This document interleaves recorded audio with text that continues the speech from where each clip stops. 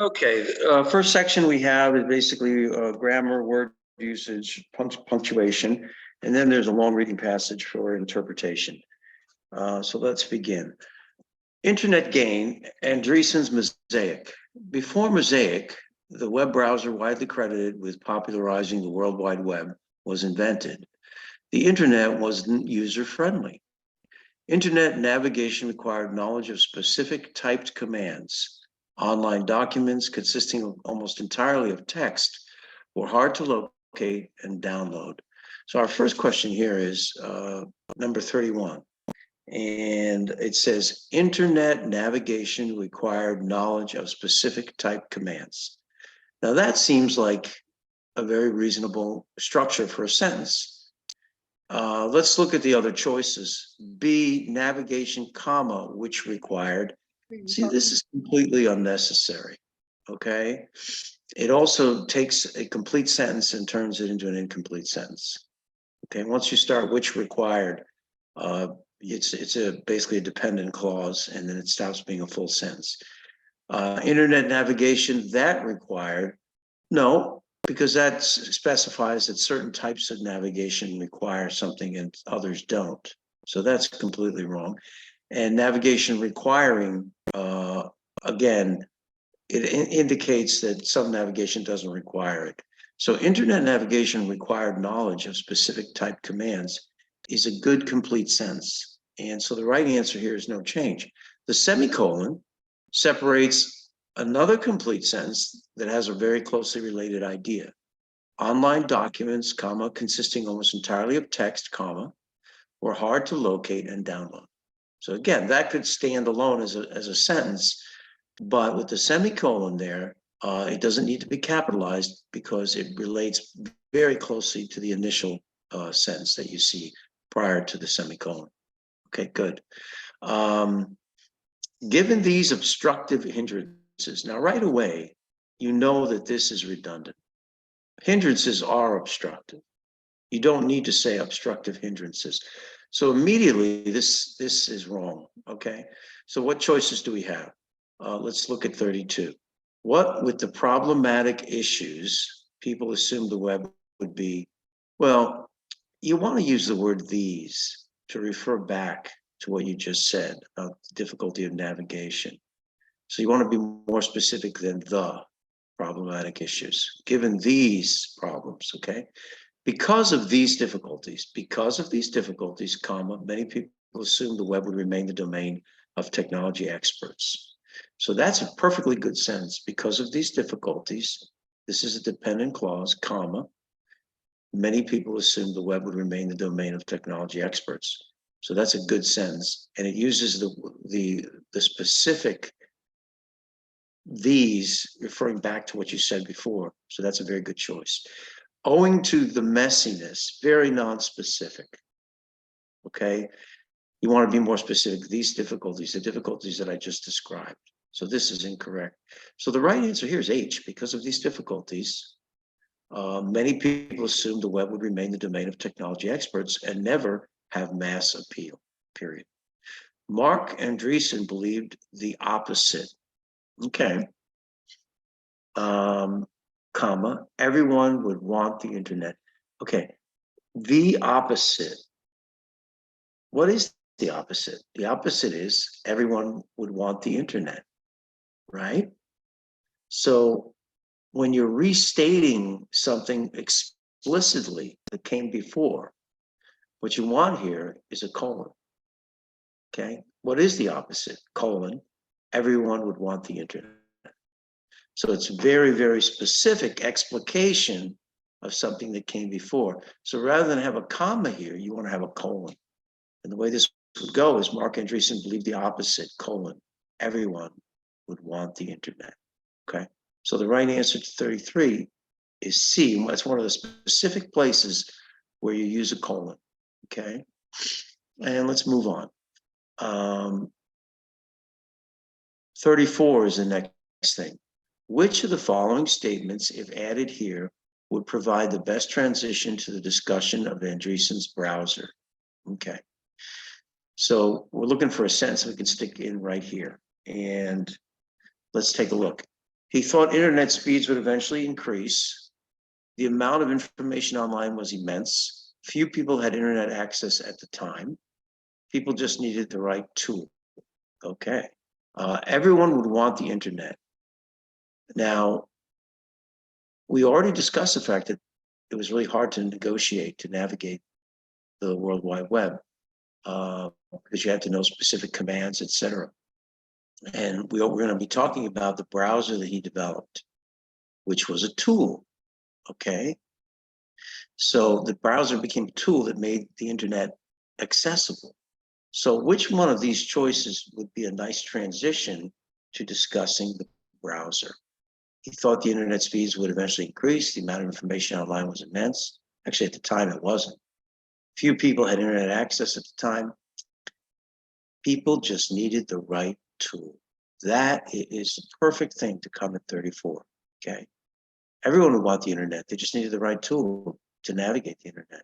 So J is a perfectly good answer. As a student worker for the National Center for Supercomputing Applications, what is this comma doing here? What is that comma doing there? So this should flow completely without any commas. So it should be, as a student worker for the National Center for Supercomputing Applications at the University of Illinois, comma. There's no reason in the world to stick commas in here. There's no purpose to it whatsoever. Because what you're doing here is, as a student worker for the National Center for Supercomputing Applications, NCSA, in parentheses, at the University of Illinois. It doesn't require any commas. This is an appropriate comma. So the right answer to 35 would be something with no commas, and that would be D. All right, you would stick D in there in place of this. Andreessen became enthralled with the internet. Now, what does it mean to be enthralled? It means to be fascinated, extremely excited, made almost ecstatic by something, right? So this is a very strong kind of feeling, right? So it asks you the question, which choice most strongly conveys that Andreessen developed a strong affinity, a liking, right, for the internet? Okay, enthralled is certainly a strong affinity. It's exciting. No change, we could leave it as it is, change it to first gained access to. That doesn't give you the indication of affinity. Spend many hours, doesn't indicate affinity. Saw the utility of, not the same thing. A strong affinity is to be enthralled in something. So the right answer to 36 is basically no change. So Andreessen became enthralled, fascinated by the internet. In 1992, he conceived of a browser that would simplify web navigation. Rather than typing specific commands, people would be able to access different web pages by clicking on icons. He showed his idea to fellow student Eric Bina, who helped refine the program. The two then worked with NCSA to develop Mosaic, which became available in 1993. Okay, so 37 is the question. Mosaic, and we have to find out whether or not we need to replace which became with anything else. Okay, this comma separates which became available in 1993 from the rest of the sentence. So let's see what other choices we have. This seems like a perfectly good sentence construction. The NCSA made the program. They made Mosaic. It became. He showed his idea to fellow student Eric Bina, who helped refine the program. The two then worked with NCSA to develop Mosaic, comma. The NCSA made the program? No. They made the Mosaic. That's repetitive, right? They just said they developed Mosaic. It became, no, because that would start a new sentence. So the only right answer here is no change, which became available in 1993. Free to anyone with an internet connection, Mosaic quickly became popular, period. Approximately 60,000 copies of the browser were downloaded in its first year. So we have 38, approximately 60,000 copies of the browser were downloaded in its first year. And we could say that year, approximately 60,000 copies of the browser were downloaded in its first year. No, because we're saying year and year twice. Approximately 60,000 copies of the browser Mosaic were downloaded. You don't need to put that in there. We know it's Mosaic. Again, this is redundant, so this is wrong. Approximately, but not exactly. Well, you don't need to say that. Approximately means not exactly. So this, again, is an unnecessary addition. So the only right answer here is the way it is. Approximately 60,000 copies of the browser were downloaded in its first year. Perfectly correct. Mosaic was soon not the first web browser, but it surpassed all rivals. What's the best placement for the underlined portion? Mosaic was soon not the first web browser. Well, the statement here should be Mosaic was not the first web browser. Okay, so soon definitely doesn't belong there. Where does it belong? Okay, it's certainly A is wrong. It doesn't belong there. After the word Mosaic, Mosaic soon was not the first. No, that's wrong as well. You want the statement Mosaic was not the first web browser to be untouched. Okay, that's an important statement that you're making. So putting soon here or putting soon here is completely wrong. C, after the word browser, Mosaic was not the first web browser, comma, soon, but it surpassed. No. If you're going to use the word but, soon needs to come basically. Basically, the soon cannot be before but. It's modifying surpassed. When did it surpass? So, ooh, shut your microphone, guys.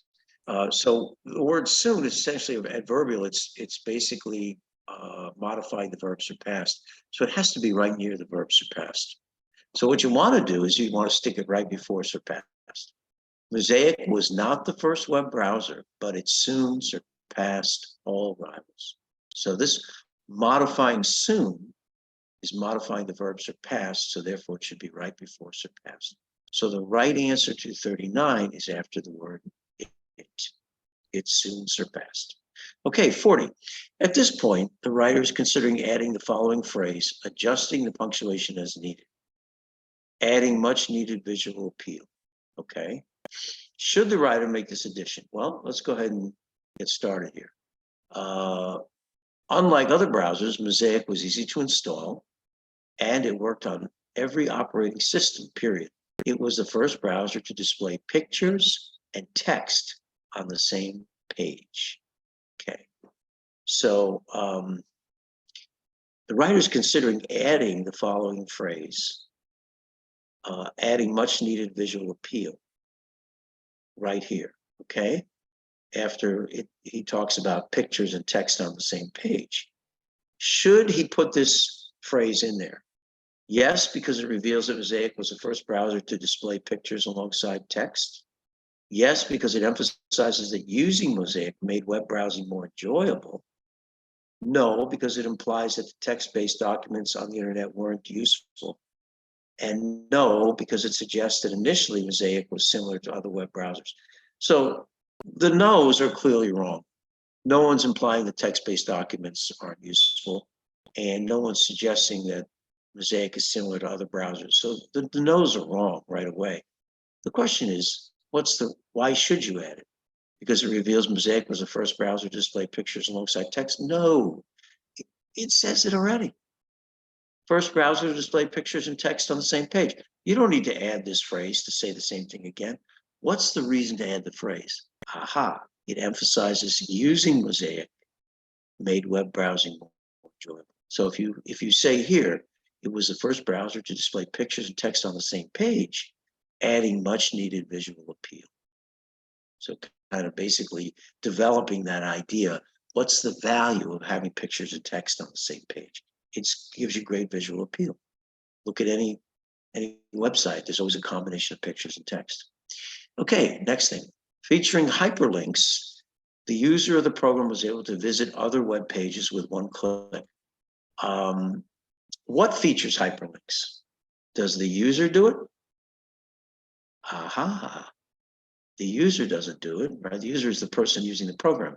What is featuring the hyperlinks? That's what needs to come after it. Okay. So let's look and see what we can use in place of what's already here.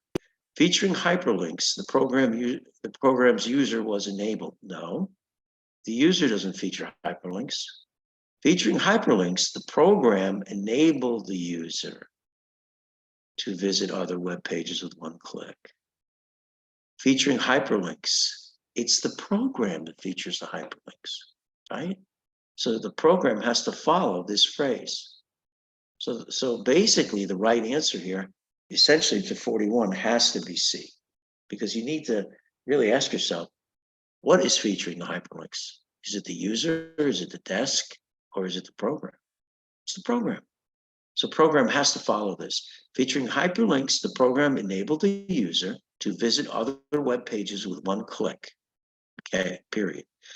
With Mosaic, this is a quotation now, right?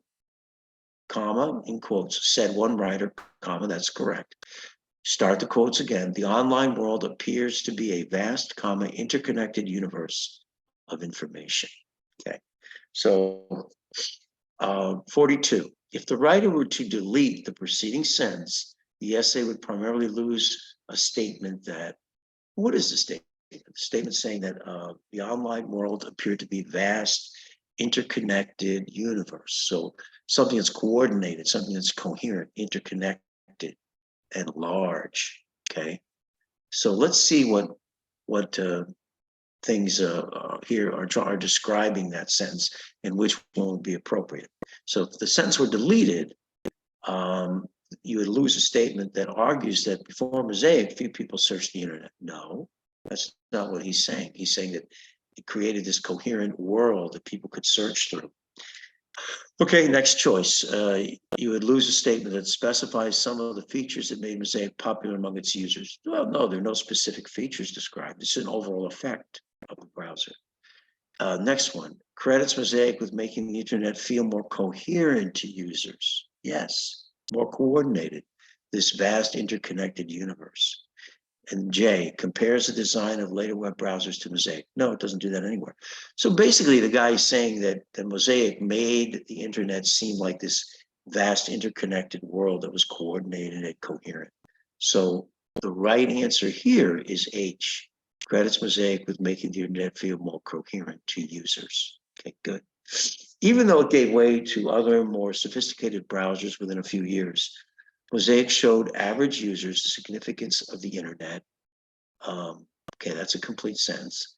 Comparatively, comma, its simplicity encouraged people to create and upload their own content.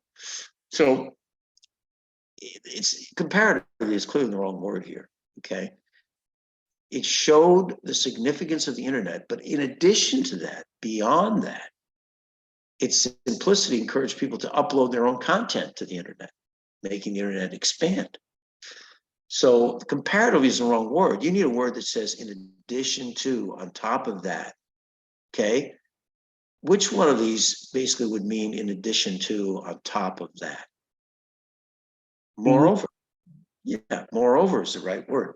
Not comparatively, not conversely, not instead. You're making an additional point and you're saying that it's great. Moreover, it even makes you add stuff to the internet. It doesn't just make the internet accessible to you, but it encourages you to expand the internet. So moreover is the only right word here. And that's would be B, correct. Okay, in the year Mosaic was discharged, you want to say released. When you release software, you always say released. So 44 has to be released. In the year Mosaic was released, 623 websites existed. Can you imagine? Just 623. Period. 4 years later, comma, there were more than 600,000. Compare 623 to 600,000. That's a vast difference, a very stark comparison in only 4 years. Now it's probably 600 billion. Given that all the choices are true, which one best concludes the essay by using specific information to complete the contrast begun in the previous sentence? Okay. Complete the contrast with specific information. In the year Mosaic was discharged, specific information, huge contrast, right? So you can leave it as it is, or you can say Mosaic's point and click interface revolutionized the way people use the internet. It doesn't give you that specific comparison, right? You need something that compares with this. Okay, so that's not right. Andreessen would go on to develop another highly successful web browser. That's not a comparison at all. Since then, the web has expanded at an exponential rate. That doesn't give you specific data. So the only right answer here is no change, because it's telling you 623 in 4 years went to 600,000. So the right answer, 45, basically would be no change. Okay, excellent, guys. So now you know about the first useful web browser that combined pictures and text and made the internet more popular. Started the whole process of creating the internet world. So the next thing we're going to look at here is this long passage, and we have to answer 10 questions about it. So we got to absorb the information here. This passage is adopted from the article, An Interview with C.E. Morgan by Thomas Fabisiak, University of North Carolina, Chapel Hill. All the Living is C.E. Morgan's debut novel, set in rural Kentucky in the 1980s. Her novel follows a young couple's struggles as they take responsibility for a family farm. So it's an interview. He's asking questions and she's answering. So let's begin. We'll read it like an interview. Thomas, in what way does the fact that your descriptive work in All the Living focuses on landscape make it a political act? It's a very interesting question. Focus on landscape, making it a political act. C.E. Morgan, I think it's akin to the moral force that's there in fiction in the presentation of character. Fiction asks us to bring sustained attention to the other. When a reader chooses to continue reading a novel, regardless of the likability of a character, the sustained attention to that character has moral ramifications. Landscape writing, most especially when it's done at length and in a style that deviates from prose norms, so that its very presentation is interruptive or estranging, as formalists might have said, encourages the reader to stop, reread, listen, imagine, reconsider, admire, appreciate with new eyes. The reader might complain that this kind of writing draws attention to itself, but this kind of writing doesn't merely draw attention to its own aesthetic strategies. It also draws attention to the land. The land is imperiled. We know that. Land is always imperiled wherever the human puts his or her foot. The attention paid to landscape in a narrative is, I believe, attention that's paid to land itself, not just to marks on a page. Deep appreciation can result from an engagement with that kind of beauty, and that can manifest in action. That is how it might be seen as a political act to do this kind of writing, particularly about a region such as this one, rural Kentucky, that is continuously being ravaged by corporations that consumers unwittingly feed. So basically, strip mining for coal in Kentucky has destroyed many waterways, polluted many waterways. It's ripped the forestation off mountains and left these gaping holes in the mountains, causing a lot of erosion and runoff. So it's done a lot of damage to the land. And strip mining for coal is the cheapest way to get the coal out of the ground, but the most destructive. So she's talking about mining for coal in rural Kentucky and how it's damaging the land. And her description of the land is a political act, because what she's doing is telling you what man's behavior is doing to the land, how it's taking this beautiful land and destroying it. So she's making a political statement, okay? Now Thomas says, in addition to landscape, though, All the Living also involves a sustained focus on work, and specifically on work on the land, farming, taking care of animals, etc. Together, these suggest an overarching pastoral quality. Pastoral means country-like, of the country. Without wanting you to interpret All the Living for readers, because you've told me that you hate imposing yourself into people's encounters with the book, I'm wondering if you could say something about your focus on work, and whether and to what extent it is related to the focus on landscape more generally.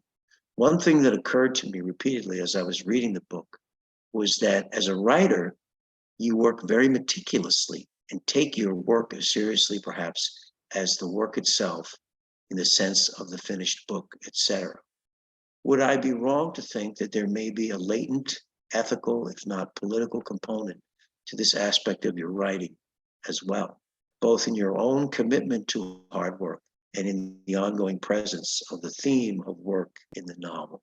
That's a very long and convoluted question, but what he's saying to her is that you have a tremendous work ethic. You take your work very seriously. When you're writing your novel, you're meticulous, you're very detail oriented, very careful about how you use words, etc.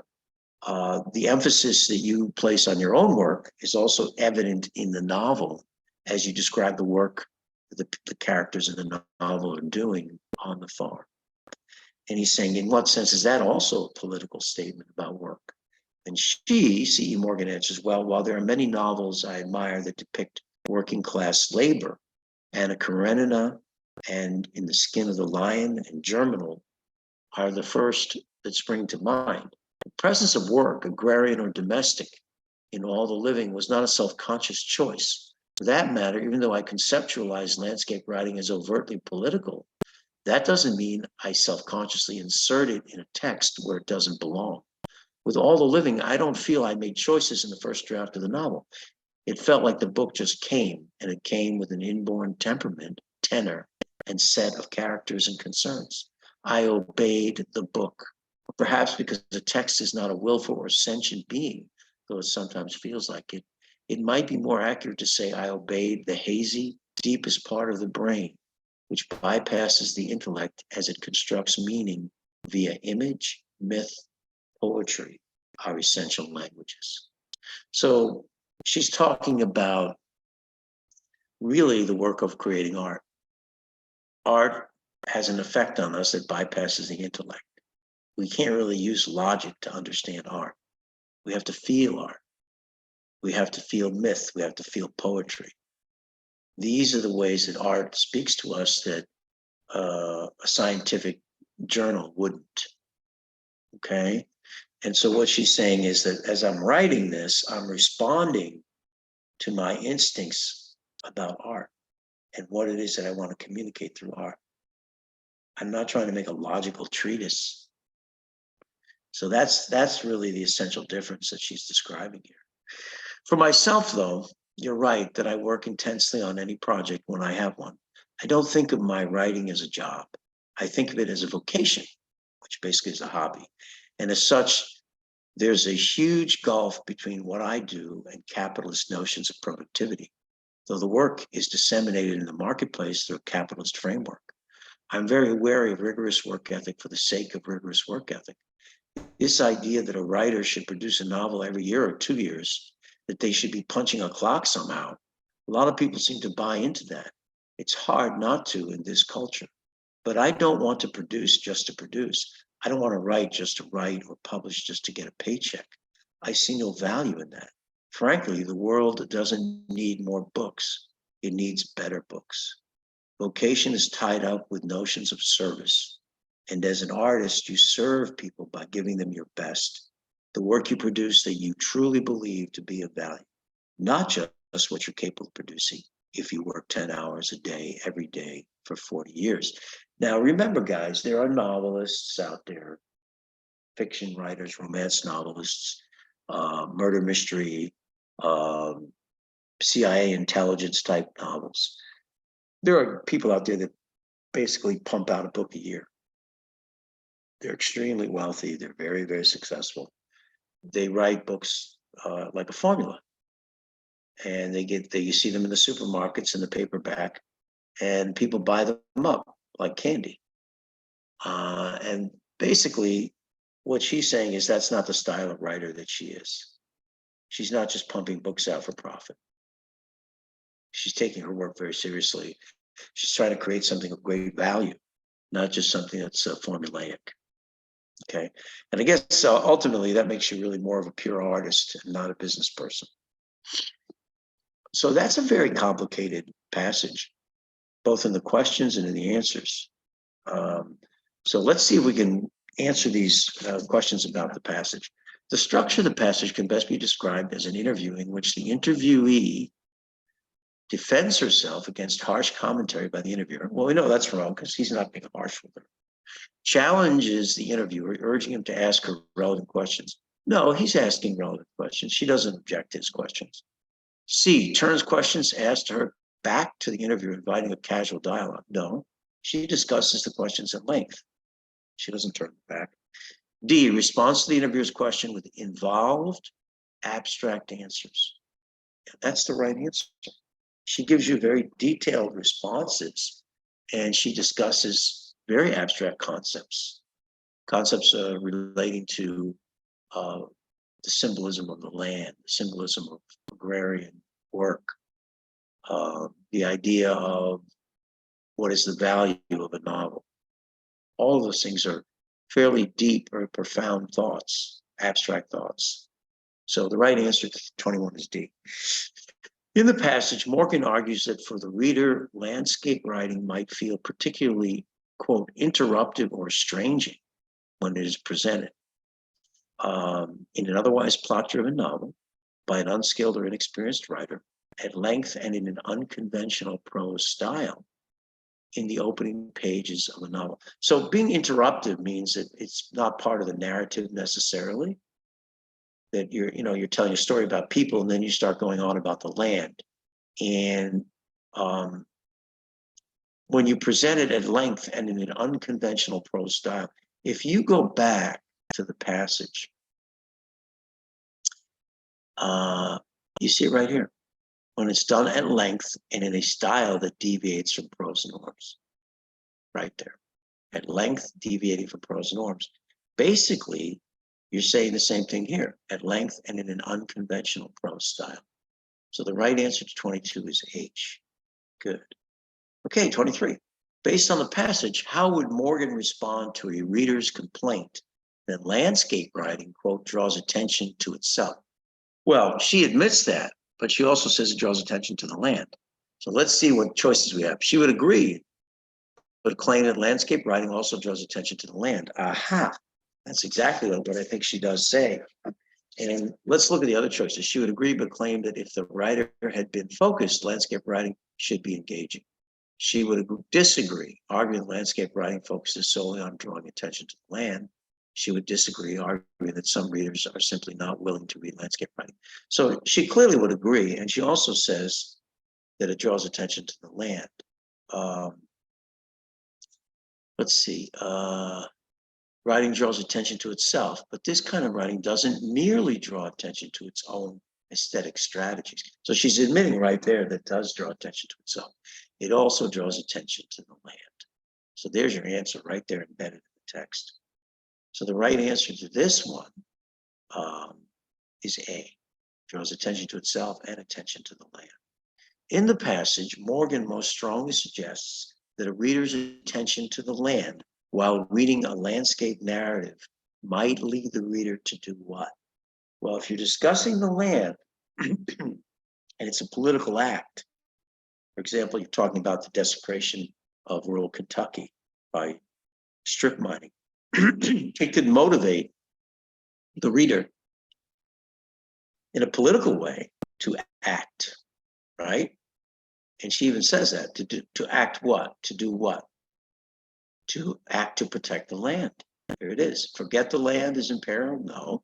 Misinterpret the writer's purpose? No. Research the writer's academic background? No. To act. And she even says that in her discussion. And that can manifest in action.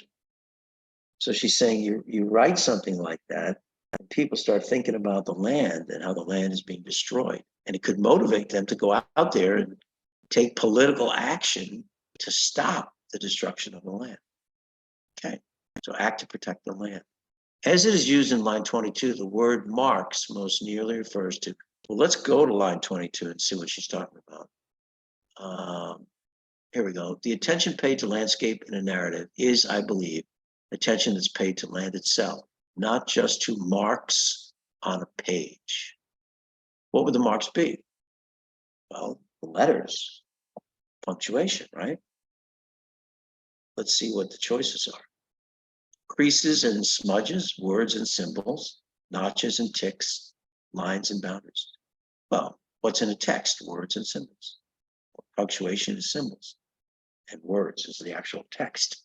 So Marx refers to B, words and symbols. As it is used in line 24, the phrase that kind of beauty most specifically refers to the beauty of the, well, let's look at line 24 and see what kind of beauty they're talking about. Deep appreciation can result from an engagement with that kind of beauty, and that can manifest in action. In a narrow, I believe attention that's paid to land itself, not just to marks on a page. Deep appreciation can result from an engagement with that kind of beauty. The beauty of the land, beauty of the rivers and the plains and the forests, the animals, and everything about nature. The beauty of the human being, the beauty of the intellect, the beauty of the political act, the beauty of the land. There it is, J, 26. That's the right answer. 27. The passage makes clear that from a previous exchange with Morgan, Fabiziak knows that Morgan does not like to do which of the following. Well, she says she doesn't want to interpret her books for people or come between people in her books. So let's see what choices we have. Interpret all the living for her readers. That's a good choice. Tell her readers that, like the characters in All the Living, she lives in Kentucky. It says nothing about that in the passage. Work 10 hours every day. No, she doesn't want to do that. She wants to produce good art, not just punch a clock. Discuss which regions of the United States she plans to write about. Doesn't say anything about that. So she does not want to interpret the book, come between her readers and the book. And he says in his question, without wanting you to interpret all the living for readers because you've told me that you hate imposing yourself into people's encounters, right? You hate interpreting the book for people. So clearly, that's the correct answer. A, interpret all the living for readers. 28, the passage most strongly suggests that Morgan focuses on depicting which types of work in her novel, All the Living. Corporate or agrarian or domestic or creative or corporate. Well, we remember from the passage that she uses the term agrarian or domestic. So G is the right answer. And I think that she even says, let's see here. Here it is, agrarian or domestic. The presence of work, agrarian or domestic, in all the living, is not a self-conscious choice. So there's your direct answer to the question. It's right in the text. So the right answer here is G, agrarian or domestic.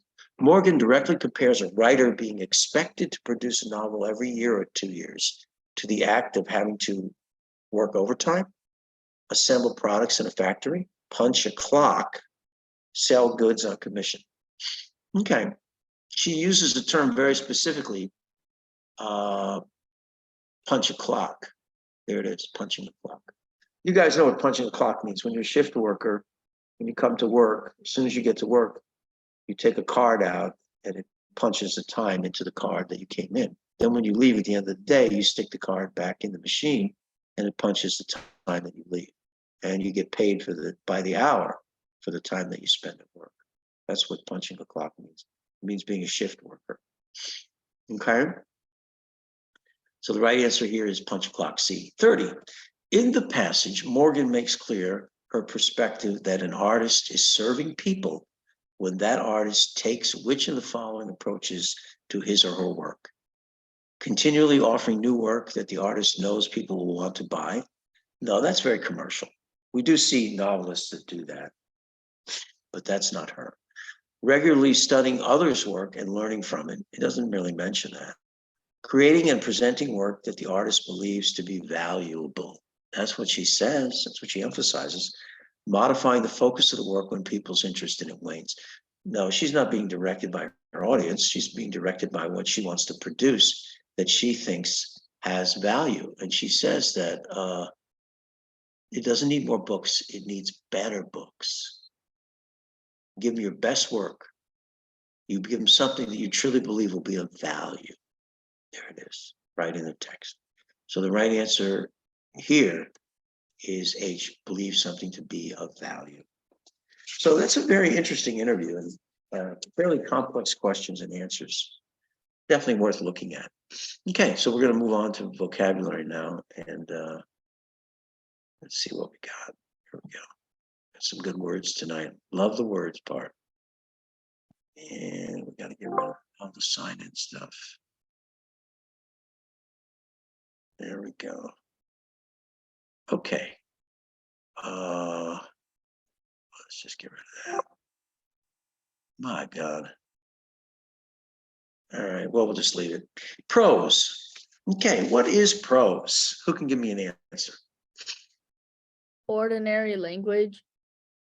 Yes. Now, when you read a novel or you read a scientific article or you read a newspaper article, it's always written in prose. All right. The difference between prose and poetry is that poetry is written with meter. Sometimes it's rhyming, sometimes it's not rhyming, but it has a meter to it. It has an expressive rhythm to it. So you're not simply speaking and writing the way you normally would.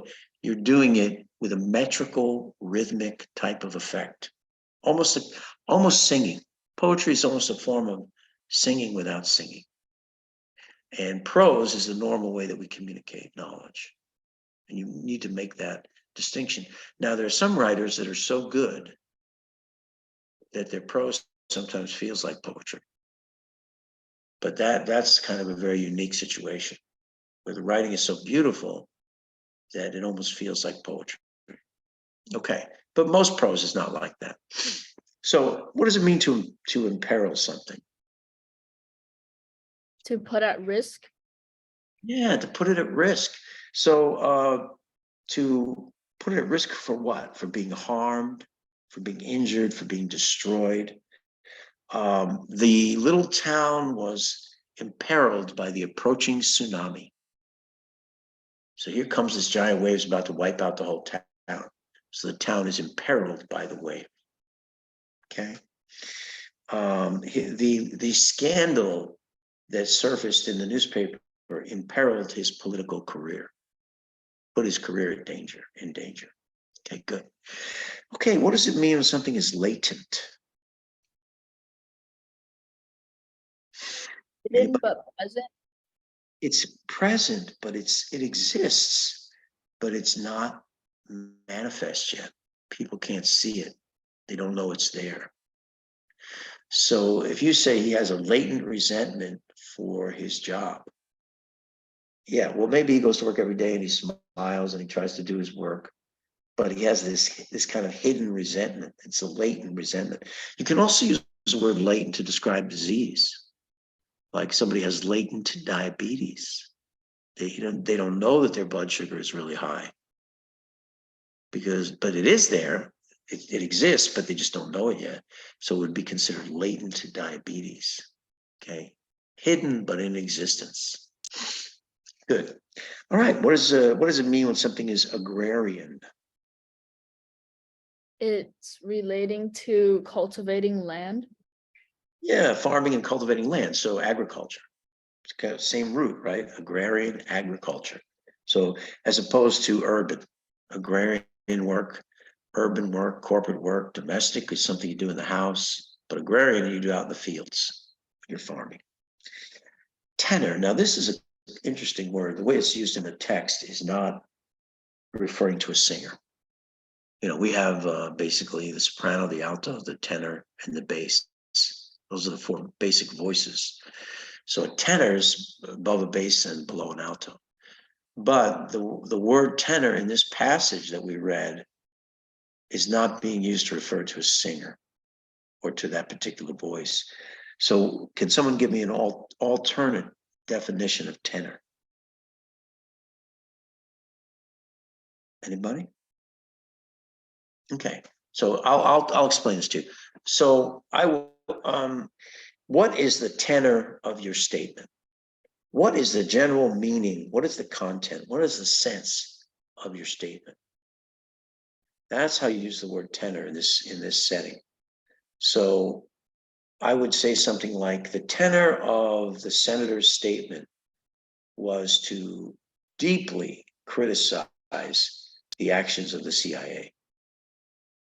The tenor, the general meaning, the content, the meat of the statement. So remember that definition of tenor. Okay. It also can refer sometimes to the mood of a statement. The tenor of his statement was angry. Okay. So it's not just about singing. Good. Concomitant. Good word. Who can tell me what concomitant means? Related. Yeah, it does mean related. Naturally accompanying or associated with something.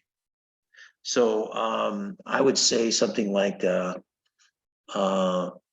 concomitant with poor dental hygiene is the loss of teeth at an early age. It goes along with it. Concomitant with, going along with it. Concomitant with the volume of music at a rock concert is the temporary loss of hearing. It goes along with it. If you ever go to a rock concert, the music is so loud, it really actually damages your ears. But what happens is your ear is trying to protect itself.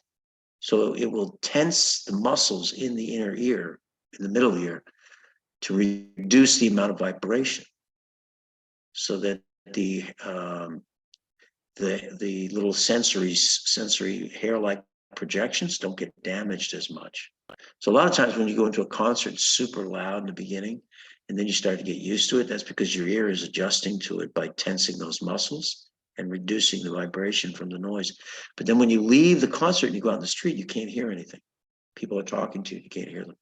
Everything is dulled because your ear is still in that tensing mode. Okay. I don't know how we got off on that, but anyway, concomitant means going along with or naturally accompanying something. Okay, what's a conduit? A channel for moving things. Yeah. It's a conduit. A lot of times it's for conveying liquid, like like a conduit would be like a pipe. But it can also convey other things. A conduit could move sand or earth or something like that, but often refers to liquid. But another metaphorical meaning of conduit, a person can act as a conduit. What does that mean? You could say the reporter was a conduit for detailed information about the Senate hearing. Basically, it means you're a transmitter. You're taking information from some place and you're transmitting it to someone else. In this case, from the Senate hearing room to the readers of the newspaper. So you can be a conduit as a person, generally referring to a conduit of information or procedural knowledge. Okay, so there's two senses of conduit. One is literal, like moving liquid. The other one is metaphorical, transmitting information. Okay, good. Conflagration. What is a conflagration? A large fire. Yeah, it's a gigantic fire, and it basically is a destructive fire. It can destroy land, it can destroy buildings, destroy property.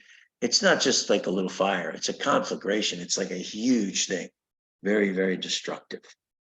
And you can use the term conflagration to refer to something other than the actual fire. The revealing of the crimes of the elected leader caused a conflagration among the people. They were furious. They were in an uproar. How dare he commit all these crimes when we elected him? So you could kind of use it in that way as well.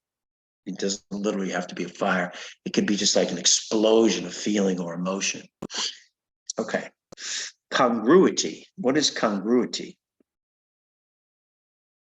Agreement. It's the quality of being congruent. And what does it mean to be congruent? It means compatible, consistent with. So like two congruent triangles, right? They're basically the same. Okay.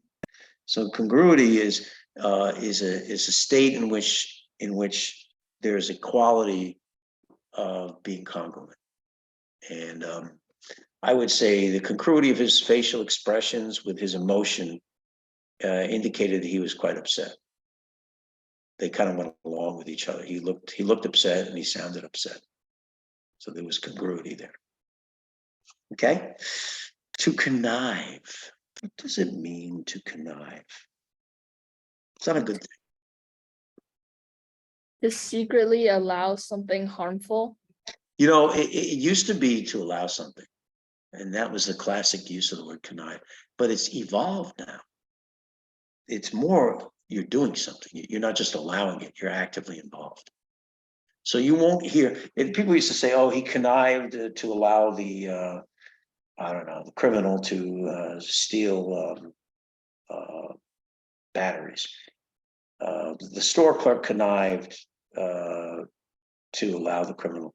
But now, connive is much more an active process. You're doing something wrong, illegal, and immoral, unethical, and you're planning it, and you're conniving, usually working with other people. Okay, so to be a conniver is usually trying to manipulate something in a wrongful way. So it's more of an active thing and not just allowing something to happen. Okay. All right, guys. Well, we got two words that we're going to focus on today. The first one is concomitant. And this is from the Latin. Con, the prefix, means together. And comitus in the Latin means companion. Together with my companion, right? Accompanying or associated with normally. Okay. And what other words can we think of that would use this root, comitus, meaning companion? This is a tough one because there are a lot of words that sound similar, but they're not the same. They come from different roots. Like comedy is not the same as this. So one word is comity, as opposed to comedy. Comity is C-O-M-I-T-Y. Comedy means agreeableness, getting along. There was a great deal of comity among the crowd. Everybody was happy, in a good mood, and glad to be there. Friendly feeling. Comity, that comes from this companion. The other one is a legal term. Posse comitatus. Now I want you to write this down if you have a pen. Posse is P-O-S-S-E. And the new word is comitatus, C-O-M-I-T-A-T-U-S. Posse comitatus is a legal term that is used in the United States. And what it means is citizens of a particular village or county or locale, parish, who are summoned by law enforcement, so for example, by the sheriff, to preserve law and order. So a posse comitatus would be if there was a band of criminals that was terrorizing a town, and the sheriff deputized 50 people to restore order to the town. That's what the posse comitatus means. But it gets even more interesting. And this is the part I really want you to pay attention to. In 1878, a law was passed. I think it was signed by President Harrison. It was called the Posse Comitatus Act of 1878. And what it said was that the Army, the US Army, the military, cannot be used as a police force. Let me say that again. The armed forces, Marines, the Navy, the Air Force, and the Army cannot be used within the country as a police force. And the reason that they passed this Posse Comitatus Act was because during the Civil War, which was just before 1878, about 15 years earlier, the Army had done a lot of policing under the command of President Lincoln. For example, they occupied Baltimore and they restricted the movement of people in Baltimore. And there was concern about basically the Army being used as an instrument by a dictator or would-be dictator to essentially imprison the American citizens. to subjugate. So the Posse Comitatus Act referred back to the idea that people are responsible for their own territory, for their own county, their own village, for maintaining order through law enforcement and volunteerism, and that the army should not be doing that function. Okay, so remember the Posse Comitatus Act. Remember where the word comitatus comes from. It comes from the Latin comitus, which means companion. Understand the concept of the people themselves being summoned by law enforcement to maintain order. And the additional concept that you do not want the military to be doing ordinary policing in your country, because that starts to really look like a military dictatorship. In Rome, in ancient Rome, if a general had a big legion of soldiers, he was a very powerful person. A Roman legion was an extremely powerful instrument. Basically, it could wipe out whole countries, right? Nothing was more daunting than a Roman legion. But there was a rule that no general of Rome could bring his army into Rome. It was a very important rule. And they called that crossing the Rubicon, because there was a Rubicon River. And no general was allowed to cross the Rubicon with his legions. Okay, it's kind of similar to the Posse Comitatus Act. Don't want the military to be enforcing domestic law. Okay, all right. The next thing that we're going to talk about is conflagration. Now here, and this is where you guys got to pay attention. Con here and here mean two different things. Here it means with my buddy, with my companion. Here it's an intensifier. It means more of flagration. Okay, so when you see a prefix, it doesn't always mean the same thing. Got it? So in this case, con, which is also from the Latin, means more of or intense, really, really amazingly hard and strong. And flagration is from the Latin flagrare, burning, blazing, glowing. So with strong burning, strong blazing, strong glowing, conflagration, not just a flagration, but a conflagration. So it makes it very intense. Okay. Now, we look at this root flagrare from the Latin, burning, blazing, or glowing. And we think to ourselves, well, what is a word in English that looks very much like this? What word would you say that would be? It starts with F-L-A-G-R. Can you name that word for me? Flagrant. Exactly right. Nailed it.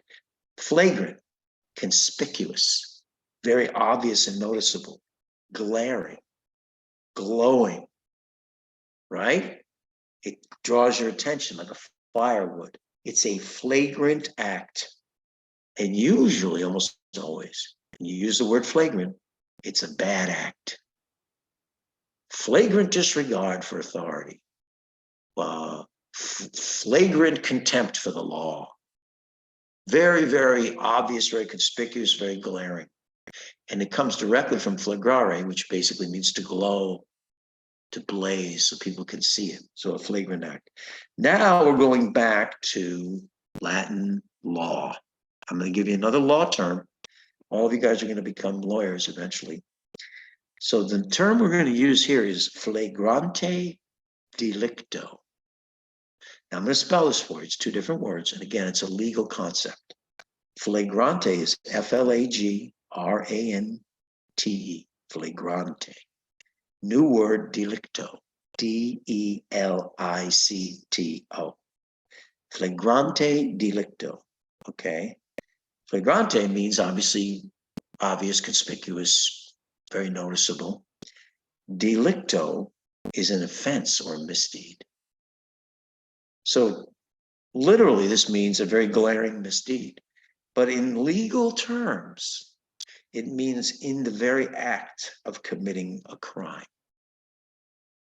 He was apprehended by the police, flagrante delicto. in the very act of committing the crime.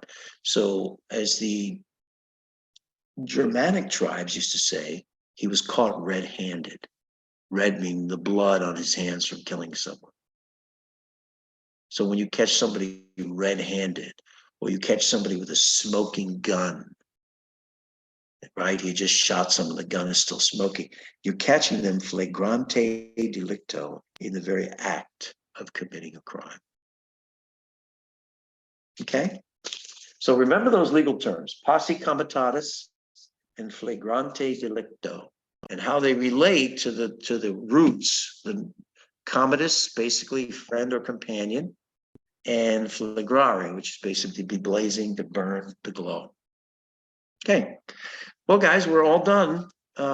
And next Tuesday, we're going to be on vacation. So we'll see you guys in 2 weeks. And have a great couple of weeks. Enjoy the summer. And we'll see you again soon. Thank you. Bye.